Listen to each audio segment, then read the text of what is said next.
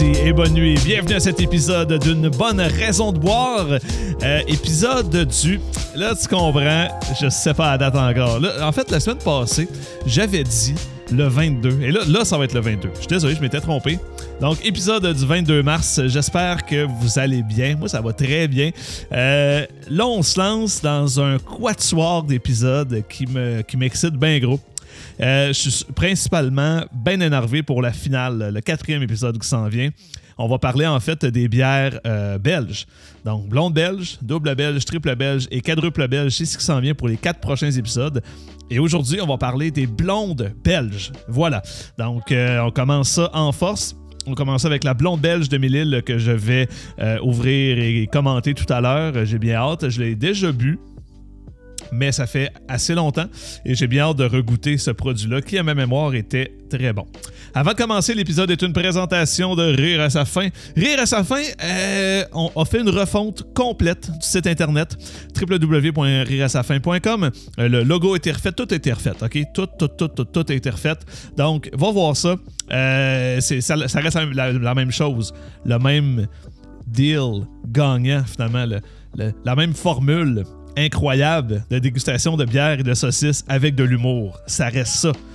Mais le site a été complètement refait et ce n'est plus mon entreprise. Il y a un changement d'administration. J'ai légué ça à mon partenaire, en fait, qui va beaucoup mieux s'en occuper. Ça va être pas mal plus sharp, mais je reste à l'animation de ces événements-là. Donc, si tu veux me voir dans ton party de famille, dans ton événement corporatif, tu sais, si tu travailles quelque part, là, puis tu veux cet événement-là, pour ta job, mettons que tu travailles, je sais pas moi, chez, j'allais dire Aldo. Je pense pas qu'Aldo c'est tant mon public cible, là, mais mettons que tu travailles, je sais pas, Chris, dans une station d'essence. Puis tu veux un petit party cet été là, pour ton équipe, puis par exemple ton boss. Ça va se faire, c'est pas cher, c'est cool, on a du fun. Puis on déguste tellement des bons produits. Vous allez découvrir des affaires malades et c'est moi qui vais s'occuper de ça. C'est hot, là. Sinon, ben, si tu veux me voir dans ton party de famille cet été, ça va me faire plaisir également parce qu'on va avoir un été, OK? Vous l'avez entendu ici, pas en premier, parce qu'il y en a plein qui le disent, mais moi, je vous confirme, on va avoir un été, OK? Je le sais, j'ai eu un inside, j'ai parlé à Horacio, man, puis il m'a tout dit ça. Fait que voilà, www.rireasafin.com. Et l'épisode était également une présentation de Pibrac Microbrasserie. Donc, mes amis de chez Pibrac, ah ouais, focus sur le calice de verre. Voilà.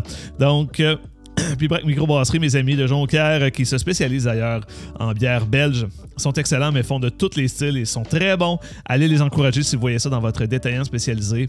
C'est des astis de bonne bière. Merci encore pour les cadeaux, c'est vraiment hot. Et je suis vraiment content de les mettre de l'avant.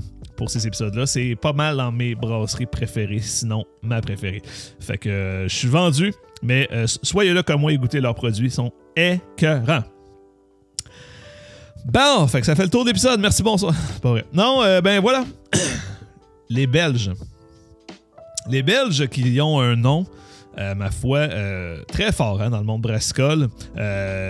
Tout le monde a entendu parler des bières belges. C'est peut-être pas les bières qui n'ont peut-être plus la cote comme elles avaient la cote, mais décidément, c'est des produits qui sont excellents, que plusieurs personnes aussi se sont initiées à la bière avec. Hein. Quand on parlait des bières blanches, évidemment, une bonne partie des bières blanches, c'est des bières blanches belges. Beaucoup de gens s'initient avec ça, mais même les blondes belges, les brunes belges, c'est pas des bières qui sont fortes au goût. Comme la IPA, parce que certains n'aiment pas de la bière, c'est la IPA. C'est souvent le houblon, le caractère très amer. Certains n'aiment pas le malt. Mais ceux qui n'aiment pas le malt, est-ce que tu peux vraiment faire confiance à ces gens-là, dans le fond? Je te laisse réfléchir à ça. Mais, donc, certains n'aimeront pas le caractère très amérisant des houblons dans la IPA, alors risquent de probablement aimer les bières belges. Même les brunes. Les brunes, c'est pas des bières fortes. Fortes en alcool, oui, mais pas au goût. Ça se boit très bien. Et là, moi, c'est dans mes styles préférés. J'adore les bières belges. J'allais dire j'adore tout ce qui se fait. Non, pas tout, parce qu'il y a des bières ordinaires aussi dans ce style-là. Mais, n'empêche, c'est des bières qui sont vraiment, vraiment le fun. Et pour faire un peu d'histoire, parlons-en de l'histoire. En fait, évidemment, ben, ce style de bière-là a vu le jour au Moyen-Âge. Hein? Il faut savoir à l'époque, probablement, qu'on en a parlé dans un autre épisode, ou en tout cas, on en parle là, où vous l'avez peut-être déjà entendu. mais au Moyen-Âge, l'eau était contaminée. Hein, donc, on ne pouvait pas boire l'eau de la source comme ça, lousse. Les gens tombaient malades. Alors, on devait avoir des procédés qui allaient purifier cette eau-là. Et les moines, en fait, ont utilisé leur connaissance en agriculture pour faire pousser du raisin et faire du vin. Donc, on s'hydratait au vin. Christy, belle époque, pareil. Hein? Mais le climat en Belgique, en fait, empêchait un petit peu la culture du raisin. Donc, on s'est tourné plutôt vers la bière. Encore une meilleure époque au meilleur moment. Tu t'hydrates avec une Belge. C'était carré. Mais donc voilà, donc le climat se prêtait pas vraiment au raisin. On s'est tourné vers la bière et évidemment, les bières belges ont vraiment connu une notoriété assez remarquable. Ils se sont démarqués dans le monde à cause de ça. Et par contre, en fait, les 2 guerres mondiales ont vraiment mis un bâton dans les roues des bières belges et également la crise économique de l'époque.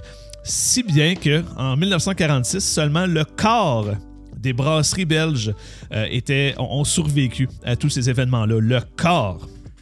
C'est énorme.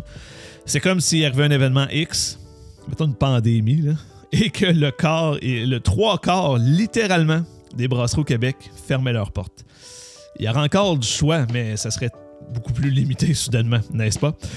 Heureusement, je pense que la pandémie a été pas pire pour certains. C'est sûr que bon, pour les restos pubs, ça a été tough. Mais ceux qui distribuaient, qui ne faisaient que distribuer, ça a soit rien changé ou ça a même aidé. Je crois. En tout cas, les détaillants spécialisés, ça s'est bien passé. Ça a vendu de la bière en tabarnak. Bref, mais heureusement, les brasseurs belges se sont pas essoufflés, si bien que dans les années 70, en fait, les bières belges connaissent un second souffle. Le grand public, finalement, les redécouvre et ça les remet finalement sur la map, comme on dit. Et en 2016, fait intéressant, en 2016, là je vais le lire là, parce que ça, c'est comme pas clair ce bout-là, mais ça sonne hot. La Belgique a obtenu que la culture de la bière en Belgique entre au patrimoine culturel immatériel de l'humanité. Sainte hostie de calice, hein? On dirait que c'est comme un prix Nobel, mais version de l'espace. Là. C'est assez intense. Mais ils ont ça. Fait que la bière belge, c'est reconnu dans l'univers, genre que c'est hot. C'est ça que ça veut dire. Quand on parle de bière belge, on entend souvent, en fait, on lit souvent les 2 termes abbaye ou trappiste. Ça veut dire quoi, ça, Chris? Hein? Des fois, on voit ça, hein? Bière d'abbaye, bière trappiste. Eh bien, je vais vous expliquer ce que c'est. C'est relié aux bières belges la majeure partie du temps. Quand on parle d'une bière d'abbaye, en fait, une abbaye, premièrement, c'est comme une église, finalement. Là. C'est un peu ça, finalement. C'est un peu ce principe-là. Et c'est des bières, en fait, qui ont un lien avec une abbaye qui est existante ou qui a existé. Donc, eux autres, dans leurs églises en Belgique, ils brassent de la bière. Pas mal mieux que nos calices d'église site, là. Se brasse pas grand bière site. Hein? On se demande pourquoi, comme la religion va en descendant, Christ brasse de la bière. Tu vas conquérir tout le monde, tu vas être malade. On va revenir à la dictature religieuse qu'on avait dans les années 50. La belle époque, tu sais.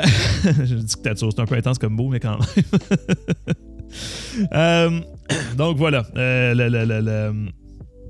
À Saint-Anne-de-Beaupré, grosse calice d'église, verrais-tu une grosse Christine micro, des grands culs vestis qui se rendent jusqu'au plafond? Le rêve! Ben non, les autres sont comme on donnait des hosties, ben oui. Beau plan. Donc voilà, c'est des bières qui étaient brassées dans les abbayes finalement. Donc quand on parle de bière d'abbaye, c'est vraiment en lien avec une abbaye qui est existante ou qui existait. Donc on peut pas, quelqu'un au Québec pourrait pas comme dire je brasse une bière belge et c'est une bière d'abbaye. On pourrait pas dire ça. Et quand on parle de bière trappiste, eh bien, c'est une bière d'abbaye spécifique dite trappiste, c'est évidemment, appartenant à l'ordre cistercien de la stricte observance. Les Belges, vous êtes fuckants en esti, honnêtement. Si vos termes, là, je sais pas, calmez-vous. Ça, c'est comme un secrétaire s'appelle l'adjointe administrative, comme secrétaire calé. On peut-tu, plombier, technicien en tuyau, crisse-moi patience. Église, trappiste, trappiste. C'est pas. Je me fâche souvent dans les épisodes de ce temps-ci. C'est malsain. Je devrais pas me fâcher de même pour l'ordre cistercien de la stricte observance, dans le fond. Pourquoi je me fâche contre eux? Bref, les bières qui sont brassées en fait sous le contrôle de moines trappistes. Et en fait, fait intéressant, il y a seulement 10 brasseries au monde qui peuvent utiliser cette appellation-là, parce que c'est une appellation hyper contrôlée, dont 6 brasseries belges. En gros, si tu lances les lignes, là, bière trappiste, c'est un peu le champagne des vins mousseux. Là. C'est une appellation hyper contrôlée, mais ultimement, t'as un peu la même style d'affaires, tu comprends? Fait que rentre ça dans ta tête, mon chum. Mais voilà. Donc maintenant, on sait la différence entre une bière d'abbaye et une bière trappiste. La bière d'abbaye, c'est une bière qui était brassée dans une église. Et une bière trappiste, c'est la même affaire, mais version fraîchie. Ben voilà. Je m'amuse. Comment on brasse cette bière-là? Un bout important quand même dans le processus. Eh bien, commençons à dire que les bières belges, c'est des bières de type ale. Hein? Donc, on a vu l'épisode, on avait les ale, les lagers. Eh bien, c'est une bière de type ale, donc de fermentation haute. Donc, qui souvent, on disait, va faire ressortir un côté un peu plus rond, un peu plus caramélisé dans certains cas. On va aussi beaucoup utiliser la levure. La levure qui fonctionne à levure à fermentation haute, excusez-moi, va beaucoup plus teinter la bière au niveau du goût que des fermentations bases, hein, comme les Pilsner. C'est pas vraiment la levure qui ressort là-dedans plus que le type de malt et le houblon. Donc, voilà. Et donc, c'est ça, les bières belges, justement, le gros de la saveur se retrouve au niveau de la levure beaucoup plus qu'au houblonnage et beaucoup plus qu'au niveau du malt. Le malt joue, là, mais le houblon, c'est quasi inexistant en termes de saveur. Ils en mettent, mais c'est pas des houblons hyper aromatiques. Et quand on parle de levure qui goûte, souvent, les brasseurs vont s'en servir en fait pour faire leur signature. Un bon exemple de ça, c'est Unibrou. Hein. Certains vont dire qu'Unibrou, ça goûte tout pareil. Une Unibrou, ça goûte la Unibrou. Peu importe le style, ben c'est ça. C'est un peu la signature du brasseur. Qu'on aime ou qu'on n'aime pas. Moi, j'aime bien. Personnellement, Unibrou, je suis toujours content de voir ça dans un restaurant plutôt que de Budweiser. Mais voilà. Donc, c'est quand même important de le mentionner. Et c'est ce qui va faire la différence dans les bières belges. Quand on pense aux bières saison, hein, qu'on a vu dans un épisode antécédent. On peut-tu dire antécédent d'un ancien épisode? Et bien là, à ce moment-là, la saison, vraiment, c'est la levure qui joue énormément. C'est vraiment, là, c'est quasiment que ça que ça goûte. Voilà. Ben là, je sais pas vous autres, moi j'ai soif, fait qu'on va aller goûter ça. Donc, brasserie Mille-Îles. Pow! Alors, une canette de 473 ml. Le look est nice. Le look est très nice. En fait, on va en parler tout à l'heure quand je vais parler de la brasserie, mais Mille-Îles était une brasserie qui était en bouteille précédemment, qui était en espèce de le format, pas le format standard, mais l'espèce de format avec le plus petit bout. Je sais plus c'est quoi le nom, il y a un nom à ça, mais j'ai Normandie en tête, mais c'est pas mal sûr, c'est pas ça, c'est ça l'affaire. Donc voilà, ils sont passés en canette et leur look en bouteille était bien, mais ça a vraiment bien ressorti en canette. Ça prend bien de la place, ça se voit dans un frigo. Donc évidemment, blonde belge, jaune, ça fait du sens. Quand on parle de rousse, évidemment, elle est rouge. Donc ça se voit très bien dans un frigo. Et elles sont vraiment belles. Moi, je les trouve vraiment cool. Ça a de la classe, ça inspire confiance. Ça amène à acheter ce genre de produit-là. Donc, 473 ml, blonde belge, tout simplement au niveau du nom. On se casse pas le cul, j'adore ça. 7% d'alcool. Très typique pour ce style-là. Au niveau des maltes, on utilise des maltes Pilsner, de l'avoine et du biscuit. Mettre des petits biscuits Oreo là-dedans, c'est écœurant. C'est un blonde belge, pastry blonde belge. Pas vrai, ils mettent pas des Oreo là-dedans. Là. Les houblons Magnum et Middelfre. Middelfre. Je sais pas si tu vois ça ici. Là. Middelfre. Je sais pas si la caméra va être capable. Middelfre. Ça se dit bizarre, mais c'est des houblons qu'on voit pas vraiment parce qu'évidemment, c'est pas, on les prend pas pour ajouter de la saveur. On nous conseille de boire ça entre 6 et 8 degrés Celsius, ce qui doit être pas mal le cas. 35 dBU, et on nous conseille de boire ça d'un ballon. Ben, qu'est-ce que c'est fort. Et brasserie de Terrebonne sur la rue des Forges. Et bien voilà, on va aller lire encore l'étiquette, évidemment. Beaucoup de choses à lire sur leur truc, c'est cool. Tout en subtilité, cette aile blonde présente un nez typique des levures belges. Elle allie des arômes fruités et un profil houblonné épicé avec des saveurs de céréales maltées. Elle offre une belle complexité avec son corps soyeux qui s'estompe sur une finale sèche. Ancrée dans la région de Lanaudière, la brasserie Mille-Îles valorise les savoir-faire ancestraux en offrant des bières authentiques dans le respect des plus grandes traditions de brassage. Ah! Si tu savais à quel point c'est vrai, on va en parler tantôt d'ailleurs. Subtly Incarnate, this blonde ale, this place. Il est en anglais, c'est un malade. Alright, on va ouvrir ça, cette crise de bière-là. Donc, c'est parti, on se gâte un petit peu de ASMR.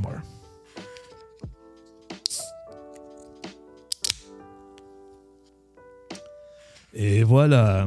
Donc, allons-y pour le versage. Déjà, au niveau le liquide qui coule, on voit que c'est jaune, très très clair. On n'aura pas une bière très foncée ici, n'est-ce pas, mesdames, messieurs? Alors, c'est un petit ballon, fait qu'il va en rester un petit peu dans la canette qu'on va se garder pour tout à l'heure. Et voilà. Donc, on a une belle bière d'un beau jaune légèrement doré, à mi-chemin entre le paille et le doré. Très beau. Une belle petite mousse aussi qui me semble tout à fait invitante, qui me semble légèrement crémeuse. Donc, on suppose en fait que cette bière-là va être légèrement... pas crémeuse. C'était pas... oui, légèrement crémeuse avec l'avoine, effectivement. Ça va donner vraiment une touche là, assez ronde, mais légèrement crémeuse. J'ai bien hâte de voir. Et la mousse s'estompe tranquillement, pas vite. C'est bien. Une belle mousse. On aime ça. On va aller sentir cette affaire-là. Qu'est-ce que ça sent? Ça sent la noix de coco, les fruits tropicaux. C'est une joke. Alors, on sent vraiment la levure belge. C'est assez subtil. C'est pas une odeur... tu sais, il y a des bières, des fois, que juste quand je l'ouvre, mon Dieu, on dirait que les arômes spitchent dans mon nez. Dans ce cas-ci, c'est un petit peu plus relax. Mais c'est pas une bière qui était très forte et excessivement goûteuse. Plus en subtilité, hein. C'est le premier terme qu'ils ont utilisé, d'ailleurs. Mais sinon... On sent un petit peu le petit côté légèrement pain d'épices qu'on retrouve souvent dans les bières belges. On le sent bien, mais goûtons. C'est plus important, c'est de goûter, donc allons-y.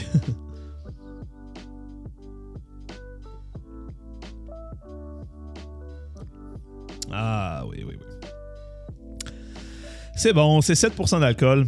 Ça se boit dangereusement bien. Pas une bière de soif, là, mais Christophe qu'on est pas loin de ça. Moi, la voix m'a enrayée un peu. J'ai été marcher hier, puis il faisait fret de calice. Il met un coton ouaté, je voyais 5 degrés. Finalement, il ventait que le tabarnak. J'ai été fâché après le vent tout le long. Mais je me disais, c'est sûr, demain, je vais avoir une espèce de rhume, de froid. C'est exactement ça qui arrive en ce moment. Voilà, donc, regoutons.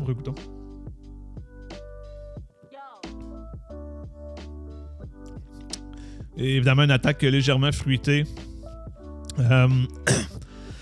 Je décèle un peu d'ananas, quand même. Je niaisais avec les fruits tropicaux, mais je décèle un petit peu d'ananas là-dedans. Ben le fun, mais sinon, tu sais, un espèce de côté fruit confit comme on retrouve souvent. La finale épicée est assez subtile dans ce cas-ci. Dans certaines bières, c'est plus flagrant. Dans ce cas-ci, c'est assez subtil. On a une belle rondeur. C'est vraiment soyeux. Le terme était bien choisi. C'est très soyeux. Ça glisse bien en bouche. c'est bizarre à dire, hein? Mais tu sais, comme une saison ou une pilsner, souvent, c'est des bières qui sont plus minces, plus effervescentes. Fait que ça descend bien, mais tu sais que c'est comme bumpy en se rendant, tu sais, avec les bulles d'effervescence. Ça, c'est beaucoup plus soyeux, ça glisse. C'est comme faire une espèce faire de la crazy carpet, mais sur de la belle neige, tu sais. De la belle neige fraîchement tombée. C'est poétique ce que je fais. J'adore ça. Alors, on goûte.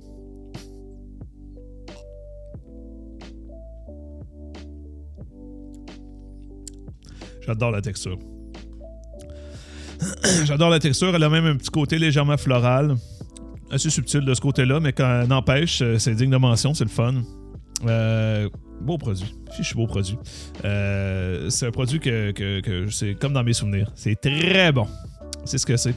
Finale sèche légèrement, ok? On dit finale sèche. C'est vrai, mais faut pas s'attendre à ce que ça soit bien sèche et craquant. Hein? C'est pas une pills, là, mais définitivement, c'est vraiment le fun. C'est une fiche de bonne bière. Alors, on s'en reverser d'autres. Tiens. Plus on va voir le logo de mon commanditaire, hein, c'est au travers du verre si je mets de la bière dedans. Et voilà. Et voilà. Donc, ben voilà, un beau produit. Beau produit que je recommande. Si j'avais donné une note pour le style, moi, les blondes belges, je les aime comme ça. Allons-y avec un... Oh, que j'hésite. J'hésite entre un 8 et un 8.5. 8.5. 8.5 sur 10 pour le style. C'est très bien réussi. C'est bon. Ça se laisse tellement boire. C'est malade. D'ailleurs, si vous voulez essayer ce style-là, que 1000 îles n'est pas disponible dans votre détaillant, ce serait possible, ou qui sont backordeurs et vous voulez vraiment l'essayer, j'aurais deux autres suggestions pour vous.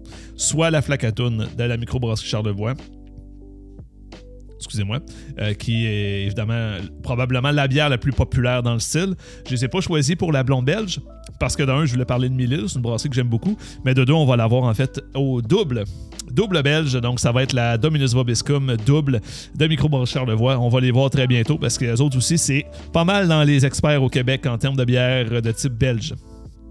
Mais celle de 1000 îles, au niveau de la blonde standard, vraiment le fun. Celle de Charlevoix, elle a vraiment du corps pas mal. Puis la finale épicée, puis ça... Christ que ça goûte. Christ que ça goûte. C'est très bon, là. C'est vraiment, vraiment bon, mais pas mal moins relax comme bière. J'ai déjà viré une brosse là-dessus. Ça a été raide le lendemain matin, je peux te le dire, mon chum. Oh, que ça a été raide.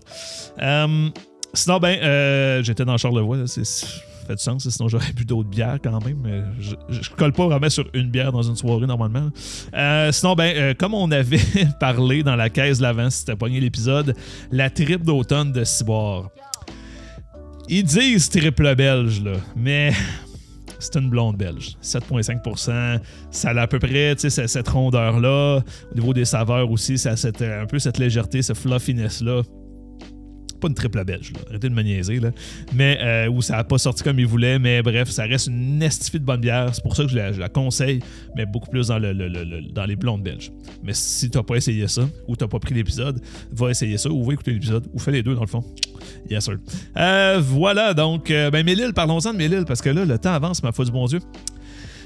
1000 îles, en fait, l'expérience a commencé en 2008, alors que Étienne Lapointe brasse dans son sol, effectivement, dans la résidence familiale. Ensuite, il était faire une formation de brassage chez Laboratoire Masca et a fait un stage chez Microbrasserie des Beauprés, pas loin de ça, de chez nous. Du bien bon monde, d'ailleurs. J'ai pu jaser avec eux une fois. C'est du bien bon monde, une belle place. Leur double IPA, la route 138, je crois. Je pense que c'est ça, oui. C'est tellement fucking bon. Tellement fucking bon. Double IPA, route 138 de microbrasserie. Je pourrais aller prendre cette bière-là quand je vais parler de double IPA. Peut-être. On va voir. Bref. Donc, voilà. Donc, et ensuite, en fait, on a Maxime Lapointe, qui est son frère, qui lui suivait une formation à l'université en gestion et administration d'entreprise. Donc, les deux s'associent pour mettre la brasserie 1000 îles au monde. Et plus tard, ils s'associent avec Pascal et Serge Arsenault, qui sont deux entrepreneurs aguerris, qui ont plusieurs entreprises à leur actif pour un peu mentorer, j'imagine, au niveau de la business. En janvier 2007, en fait, les produits commencent à être distribués et maintenant, on compte plus de 300 clients, plus de 300 détaillants qui tiennent les produits 1000 îles. Vraiment hot. En 2019, d'ailleurs, on a fait le passage en canette, comme on disait. Donc, ça a vraiment donné de la gueule au look. C'est hot, c'est vraiment hot. Et en fait, ça permet d'augmenter un peu la capacité de production et qui est de 4500 hectolitres. Fait intéressant. Ce que j'ai trouvé cool sur leur site, leur mission, c'est de respecter le plus fidèlement possible les grandes traditions de brassage tout en exprimant leur créativité à travers les brassins spéciaux. Et vraiment, si j'avais à qualifier 1000 îles pour les produits de base, c'est exactement ça. Si tu veux savoir c'est quoi une blonde belge, c'est ça. Si tu veux savoir c'est quoi une rousse irlandaise, va chercher la leur. Si tu veux savoir c'est quoi une IPA américaine, va chercher ça. Tu comprends? Ils sont vraiment tout le temps pile sur le style. C'est hot. Tu sais, je veux dire, il n'y a pas de superflu. Quelqu'un qui voudrait savoir c'est quoi le style, si 1000 îles le font, vas-y là-dessus. Et là, ils ont des brassins là, un peu plus créatifs. La Farmhouse Citra, si on pense à elle, là, qui est une saison avec Houblon Citra, qui est vraiment hot, qui a vraiment fait un hit finalement. On a plein de beaux produits de même, leur série monochrome et tout, mais vraiment dans leur gamme de base, c'est vraiment fidèle sur le style, c'est Dread X. J'adore, je respecte beaucoup ça, et c'est très constant, les produits sont toujours pareils. Vraiment hot. D'ailleurs, parlant de constance, leurs valeurs, en fait, en 3 points, sont la qualité, donc au niveau des ingrédients, la constance, et la fiabilité, donc de l'entreprise et de leurs produits. Très hot, les gars, good job, vous faites des astifies de bonne bière. Et celle-là n'en fait définitivement pas exception. Parlant de bonne bière, je serais curieux de vous voir brasser une saison bien standard. Je dis ça de même. L'invitation est lancée. Voilà, donc, ça fait le tour pour Mélile. On va passer un petit peu à la question du public rapidement. En fait, qui est intéressante. En fait, brasser à la maison versus en usine, quels sont les risques? Qui est une excellente question. C'est, en fait, lorsqu'on va... Évidemment, c'est le même risque dans les deux cas. C'est juste qu'à la maison, c'est plus dur de le contrôler, mais on va beaucoup parler de contamination. On veut pas qu'il y ait des bactéries qui rentrent dans la bière, ça va fucker le produit, c'est un méchant temps. Et on veut avoir un produit qui est stable. Et c'est le genre d'affaire qui est beaucoup plus facile d'obtenir avec les équipements de l'usine, les équipements de nettoyage. Le fait aussi que c'est un peu plus gros, des fois, ben c'est plus facile de revider puis à laver. Ben, plus facile, entre guillemets, là, mais quand on a une espèce de petit tonneau avec un petit embout, c'est comme dur à aller laver comme du monde. Fait que c'est vraiment ça le risque. C'est la contamination, c'est ce qui peut fucker une bière. C'est aussi l'environnement contrôlé, hein, n'est-ce pas? Quand on arrive dans une maison, on veut brasser de la bière l'été, puis à un moment donné, il se met à faire 35 degrés dehors, même si c'est un air clim, ça se peut que ta température, elle joue un peu, puis ça peut fucker ta bière selon le type de fermentation que tu utilises. T'sais. Donc, c'est tout ce genre d'affaires-là qu'à la maison, des fois, le résultat peut être un peu décevant. Ça peut arriver. En usine aussi, ça se peut. C'est les mêmes risques, mais c'est peut-être un peu plus facile à contrôler. Évidemment, souvent en usine, il y a du monde d'expérience, et des gars et des filles d'expérience, donc ça aide un peu, hein, mais voilà. Ça serait ça, la différence. Voilà. Bon. Cette crise de podcast-là, ça serait rien s'il n'y avait pas une bonne raison de boire, hein, parce que ça s'appelle une bonne raison de boire. La bonne raison de boire de cette semaine, c'est assez évident, c'est qu'on a avancé l'heure. C'est quoi la semaine passée, tu sais? C'est quoi cet hostie de niaisage-là d'encore changer l'heure à l'automne pour qu'il fasse noir à 3h30? On va-tu arrêter de niaiser avec le changement d'heure? On l'a avancé, là. Ça serait le fun qu'on y touche plus, là. À partir de là, c'est fini. Moi, je sais pas vous autres, moi, je la change plus. Moi, je m'en calisse. Hein? Je change pas l'heure, c'est fini. Tout le monde, ça que le monde m'a reculé l'heure. M'en crisse, moi, me couche. Hey, hein, m'amener. Ah non, mais je revendique dans ce podcast-là, c'est politique. C'est politique, dans le fond, ce que je fais. Ouf. C'est ça une bonne raison de boire, hein. C'est rentre dedans. C'est des opinions tranchées. C'est. Ça vient des tripes. Non, mais c'est du niaisage. C'est du niaisage de reculer l'heure. J'ai hâte qu'on se décide en tant que planète d'arrêter ça. Vraiment hâte. Bref, peut-être que je rêve en couleur, mais là, on va en profiter. On avance l'heure. Il fait clair plus tard. Et c'est le fun. Ça fait du bien au moral. Surtout avec l'hiver a été long, hein, avec la pandémie. Christ, l'hiver a été long. Fait que là, on voit une porte de sortie, là. Fait que on arrive à l'été. On va avoir un été et on va être vacciné, puis on va... notre automne, man, ça va être malade, puis on reprend la vie, man. J'espère si je suis plus capable. Alright. Hey, ben, merci d'avoir été là, tout le monde. Encore une fois, les chiffres vont bien. J'ai des gens vraiment fidèles dans mon auditoire. J'adore ça, je trouve hot.